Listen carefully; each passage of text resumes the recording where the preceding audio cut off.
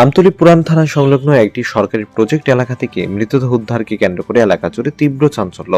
জানা যায়, আমতলী থানার অন্তর্গত ওএনজিসি নেতাজি নগর এলাকার ভানু ভৌমিক নামে এক ব্যক্তি আমতলী পুরান থানা সংলগ্ন জুট মিল কোয়ার্টারে থাকতেন।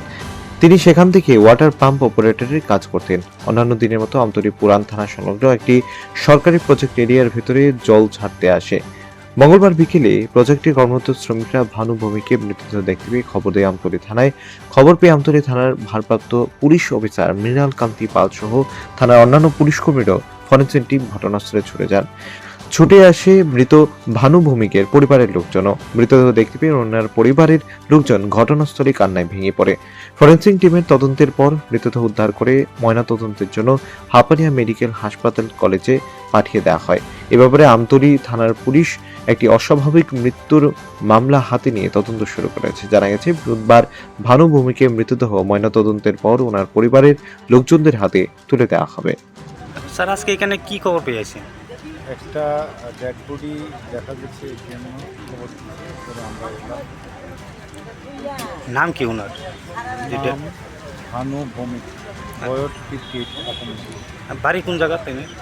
বাড়ি গানের বাড়ি ওএনজিসি নেতাজি নগর। তো মানে এখানে থাকে কোয়ার্টারে। আচ্ছা, মানে এখানে কি কাজ আগেও, করে? উনি চেন্নাই থেকে ট্রিটমেন্ট করে আছে হার্টে। গতকালকেও তাদের গার্জিয়ানের বক্তব্য অনুসারে তাদের মিসেজ বলেছে গতকালকে এসেছিল তাদের বুকে ব্যথা, মালিশ টালিশ করে দিয়ে ওরা বাড়িতে গেছে। উনি থাকেন কোয়ার্টারে। এখানে কি কাজ করে কোয়ার্টার থেকে? ওয়াটার পাম্পে পাম্প ওয়াটার আচ্ছা আচ্ছা, তো আজকে এসেছিল সম্ভবত ওখানে এসে হার্ট অ্যাটাক করেছে। বাদ বাকিটা আমরা তদন্ত সাপেক্ষ তদন্ত করে আমরা দেখি কী হয়েছে। কোন জায়গাতে পাওয়া গেছে স্যার?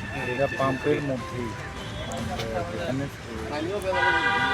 যেখানে জল ছাড়ে ওইটার মধ্যেই। স্যার, এখানে কি ফরেনসিক টিমের ফরেনসিক টিম আসছে। আজ পোস্টমর্টম কি স্যার আজকে হবে না কি আগামীকালকে হবে?